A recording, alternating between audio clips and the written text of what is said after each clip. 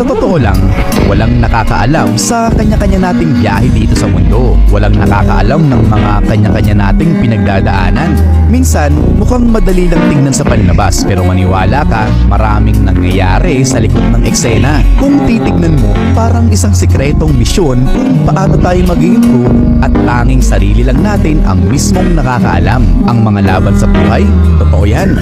Mga gabing ikaw lang mag-isa habang pumapatak ang mga luha, mga pagdududa sa sarili, pagsuntok sa pader. Walang nakakaalam nito kahit na sino. Para kang superhero na umaharap sa mga hamon at walang nakakaalam kung sino ka dahil meron kang maskara. At ang nakakamangha dito, mas nagkakaroon ka ng kakayahan na magpatuloy kahit na walang nakakaalam. Kaya cheer up! Maglaan ng ilang sandali para tapikin ng sarili kung gaano na tayo kalayo. Dahil sa uli, hindi ito tungkol kung ano ang mga naabot mo. Ito ay tungkol sa kung magiging sino ka.